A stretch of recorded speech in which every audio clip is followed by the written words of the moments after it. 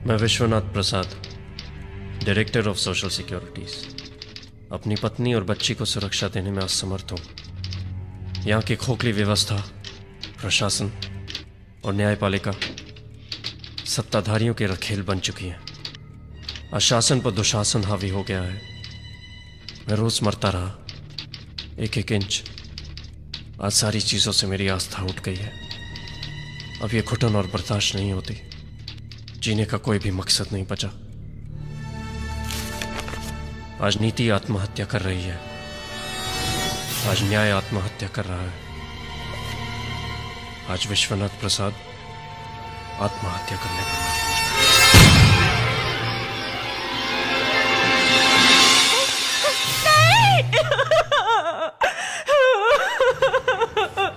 This is very sad mister Pradhan. Mister Vishwanath Prasad हमारे बहुत ही capable officer थे। उनकी बीवी के साथ बलात्कार हुआ, और वो भी एक सिटिंग एमएलए के बेटे के हाथों। क्या अब हम लोगों को ये दिन देखने पड़ेंगे जहां लोगों के पास एक ही आखिरी रास्ता रह जाता है, खुदकुशी करने का? अपने इतने सालों की सर्विस में मैंने तो ऐसा कभी नहीं देखा, वो भी एक आईएएस ऑफिसर के साथ। मिस्टर प्रधान, आप सीबीआई के बहुत सीनियर ऑफिसर हैं। मैं चाहता हूं कि आप पटना जाकर के इस केस की खुद इन्वेस्टिगेशन करें। और हां, हमारे काबिल आईपीएस ऑफिसर अभिमन्यु सिंह इस केस में आपका साथ देंगे।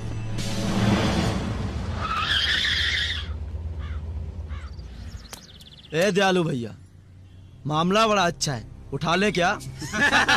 का रे, तुम लोग का बहुत मन कर रहा है का? हाँ दयालु भैया, चल उठा के ले चलते हैं बंगले पर। अरे पकड़। कौन हो तुम लोग? छोड़ो मुझे, छोड़ो, छोड़ो मुझे, छोड़ो।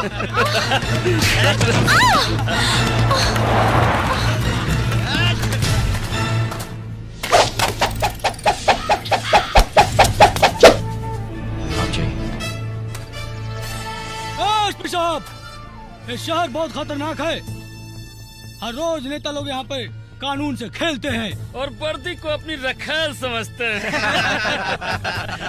कानून को खेल और वर्दी को रखेल समझने वाले हिजड़ों को बहुत जल्द उनके अंजाम तक पहुंचाऊंगा मैं।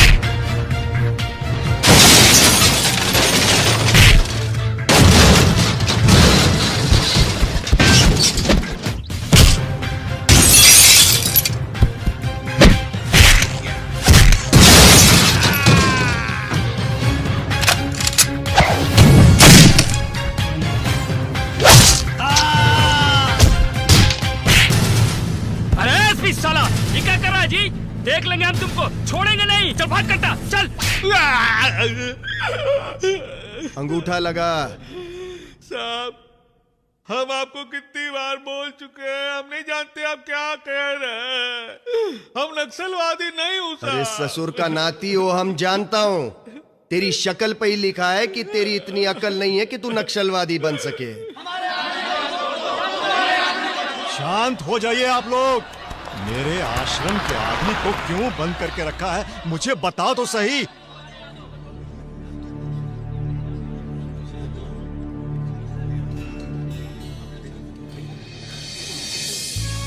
अभिमन्यु, तुम? नमस्ते योगी जी। यहाँ आज मेरा ट्रांसफर हुआ है, लेकिन आप यहाँ क्या कर रहे हैं? बेटा, वो इन्होंने मेरे आश्रम के एक लड़के को गिरफ्तार कर लिया और मेरे सर, वो नक्सलवादी है। झूठ मत बोलो। किसी बेकसूर को अपने मतलब के लिए गिरफ्तार करते हैं और ऊपर से उसे नक्सलवादी कहते हैं। शर्म आती है मुझे जैसे। योगी जी, आप फिक्र मत कीजिए, मैं देखता हूं। अगर तू इस कबूलनामे पर अंगूठा नहीं लगाएगा तो कल अपने घर वालों की चिता जलते हुए देखेगा। नहीं सर, लगाते अंगूठा लाइए, कहाँ लगा? ला।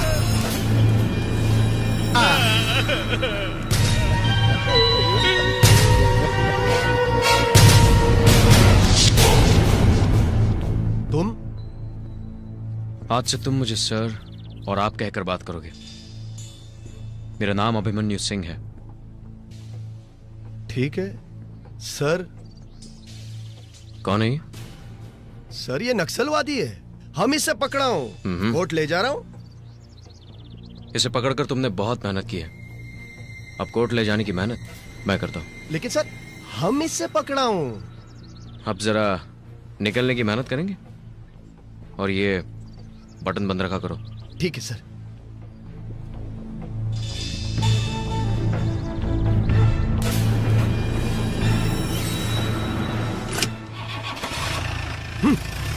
ये ससुरा भी गलत टाइम पर टपका।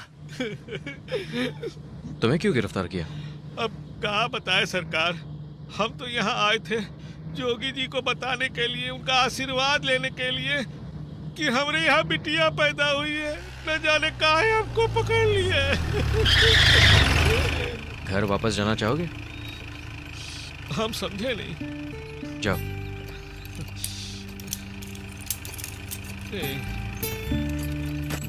जाओ, मैं कह रहा हूं जाओ, आगे तुम्हें बस मिल जाएगी। हमको मालूम है, आप हमको जेल में डाल दीजिए लेकिन मारिए नहीं। हमको मालूम है जैसे हम यहाँ से चलेंगे आप हमको गोली मार देंगे। लो लो, जाओ अपनी बच्ची के पास जाओ, जाओ।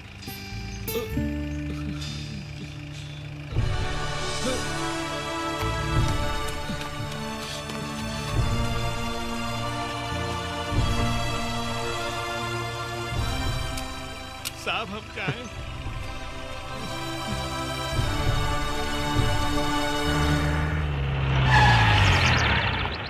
How could you? आपको आए हुए यहाँ चंद घंटे नहीं हुए और आपने आते ही एक नक्सलवादी को छोड़ दिया। इसी बात का तो अफसोस है सर, काश मैं यहाँ पहले आया होता, कुछ और बेगुनाहों को जिंदगी मिल जाती। मिस्टर सिंह, आप पहेलियां बुझाना छोड़िए, आप किस बारे में और क्या कहना चाहते हैं? सर, मिस्टर बृजभूषण से पूछिए। हम कुछ समझे नहीं सर। चलिए मैं ही समझाता हूं। काफी मेडल्स कमाए आपने मिस्टर बृजभूषण, जरूर ये नक्सलवादियों को पकड़ने के लिए होंगे। बिल्कुल सर। काफी अच्छा तरीका अपनाया है आपने। बाय द वे, ये क्या हो रहा है मिस्टर सिंह? अभी बताता हूं सर। गरीब बेगुनाह लोगों को गिरफ्तार करके उन्हें डराकर ये उनसे कबूल करवाते हैं कि वो नक्सलवादी है। यही है इनके फूले हुए सीने का राज। क्या बकवास कर रहे हैं सर? बकवास नहीं है मिस्टर बृजभूषण, मैंने अपनी आंखों से देखा है कि आप उस आदमी के साथ क्या कर रहे थे। अगर मैं एक ऑफिशियल रिपोर्ट कर दूं तो आप सस्पेंड हो जाएंगे। कमिश्नर साहब, मैं सिर्फ अपना फर्ज निभा रहा था, आप इन्हें अपना फर्ज समझा दीजिए। Thank you mister Singh. आइए, मैं आपको किसी से मिलवाना चाहता हूं। जी प्लीज कम। आइए मिस्टर सिंह, ये है मिस्टर प्रधान सीबीआई के। Hello sir. ये दिल्ली से आए हैं। और ये है मिस्टर सिंह, यहाँ के एसपी। आज इनकी पोस्टिंग यहाँ पे हुई है। अब प्लीज बैठिए ना आप लोग। जी। मिस्टर प्रधान, ये रही आपकी केस की फाइल। फिलहाल आप इस केस के बारे में थोड़ी सी डिटेल में जानकारी दीजिए। हाँ हाँ, क्यों नहीं, पर मुझे नहीं लगता कि इस केस में कुछ खास बात है। जो भी हो, मुझे सिर्फ वो फैक्ट्स चाहिए। तो बात ऐसी है, आईएएस ऑफिसर विश्वनाथ प्रसाद ने आत्महत्या कर ली है।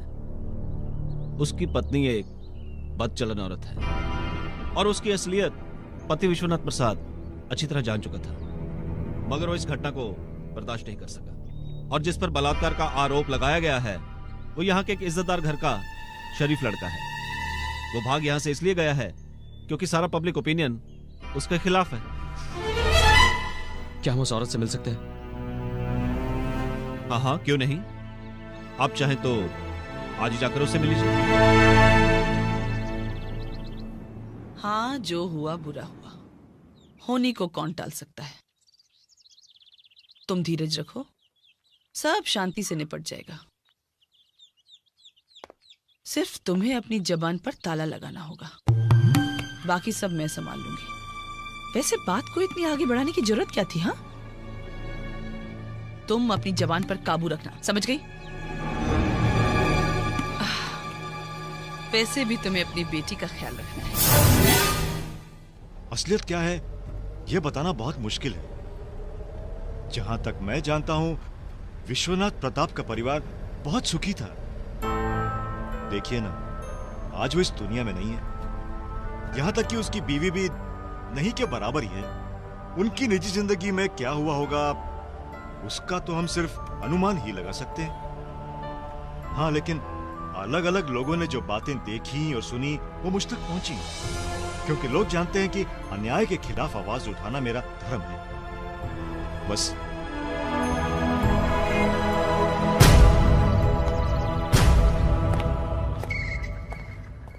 नमस्कार। नमस्कार। आप नए सीबीआई ऑफिसर प्रधान है ना? इस नए जिम्मेदारी के लिए बहुत बहुत मुबारक। क्या बात है, क्या बात है। वर्दीधारी और आंदोलनकारी साथ साथ?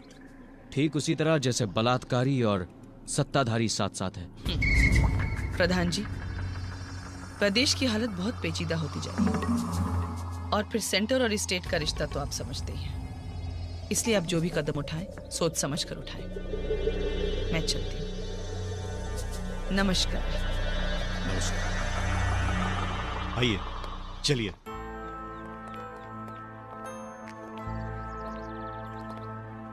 बेटी, ये लोग तुम्हारी मदद करना चाहते हैं। क्या इनकी मदद मुझे वो लौटा सकती है जो मैं खो चुकी हूँ? इनसे कहीं यहाँ से चले जाए। बेटी, बेटी मेरी बात तो सुनो। बेटी, देखिए मैडम, आप पर जो बीत रही है सिर्फ आप ही जानती हैं। आप ही उसे महसूस कर सकती हैं। हम तो सिर्फ ये चाहते हैं कि आपका ये दर्द थोड़ा कम कर दें, और ये तभी होगा जब कसूरवार को सजा मिलेगी। और आपके इस तरह निराश होने में उन लोगों की जीत है, और इस जीत में सिर्फ आपकी नहीं, हम सबकी हार है। और मुझे हारना बिल्कुल पसंद नहीं। मैं जानता हूं जो मैं आपसे कहने वाला हूं उससे आपको तकलीफ होगी, और इसके लिए मैं माफी मांग रहा हूं। लेकिन उन लोगों को सजा दिलवानी है। आपको उस हादसे के बारे में जरूर बताना होगा।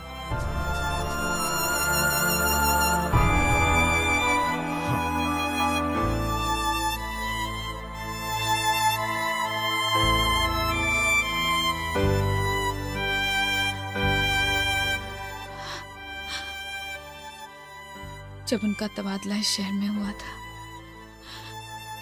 हम दोनों कितने खुश थे।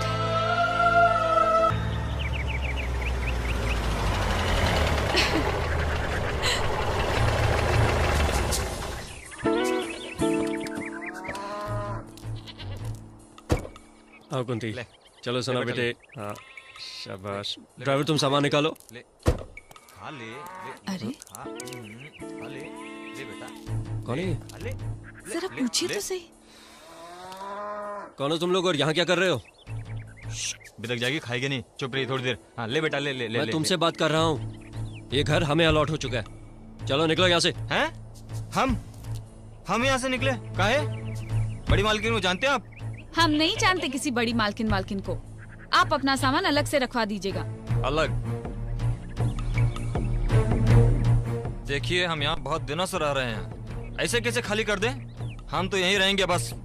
ये तो नहीं होगा। ये सरकारी मकान है, तुम्हारे बाप की जायदाद नहीं। ऊपर से सर उठा के बात कर रहा बदतमीज। चलो अपना बोरिया बिस्तरा बांधो और दफा हो जाए यहाँ से। सुनिए मेरी बात सुनिए। हम यहाँ से जाने वाले नहीं हैं। आप जाकर बड़ी मालकिन से बात कीजिए, उधर सामने वाले मकान में जाइए। ये बड़ी मालकिन कौन है यहाँ की? रामेश्वरी वर्मा, मंत्री हैं यहाँ की, मंत्री। रामेश्वरी वर्मा? ठीक है कुंती, अभी चलते हैं। मैं देखता हूँ यह है कौन रामेश्वरी वर्मा। नमस्कार मैडम, मैं विश्वनाथ प्रसाद, अभी ट्रांसफर पर आया हूँ एज डायरेक्टर सोशल सिक्योरिटीज। नमस्कार, कॉन्ग्रेचुलेशन। बैठिए। Thank you. कोई दिक्कत तो नहीं हो रही ना आपको यहाँ? नहीं मैडम, कोई दिक्कत नहीं है, बस आपसे एक दरख्वास्त थी। हाँ हाँ बोलिए। मैडम, ये जो सामने वाली कोठी है ये मुझे अलॉट हो चुकी है और मैं यहाँ पर जल्द से जल्द शिफ्ट करना चाहता हूँ, मगर वहाँ पर कुछ लोग पहले से ही डेरा डालकर बैठे हैं और क्या। हाँ तो कोई और मकान देख लो। मकान की कोई दिक्कत नहीं है यहाँ, मकान तो बहुत मिल जाएंगे, हमारे लोग रह रहे हैं ना उसमें। मैडम, आपको पता होगा कि ये आपका या किसी का निजी मकान तो है नहीं। सरकार ने कायदे से ये मकान हमें अलॉट किया है और हम अपनी पत्नी और बच्ची के साथ सर्किट हाउस में कब तक रह सकते हैं? देखिए, हमसे बहस मत करो, ये मकान आपको नहीं मिल सकता। आप कमाल कर रही हैं मैडम, हम आपसे रिक्वेस्ट कर रहे हैं और आप हुक्म चला रही हैं। मकान हमें तुरंत खाली चाहिए। देखो, क्या नाम बताया आपने? विश्वनाथ प्रसाद। हाँ देखो प्रसाद जी, कायदा तो जो हम बोलते हैं वो होता है और कानून जो हम करते हैं। चाहिए, आप नए आए हैं इसलिए इस बार आपको छोड़ देते हैं। चाहिए आप यहाँ से। आप क्या हमें छोड़ेंगी? कानून हमें मत सिखाइए, हम भी एक IAS ऑफिसर हैं। अब हम आपको दिखा देंगे कि सरकारी मकान कैसे खाली करवाते हैं।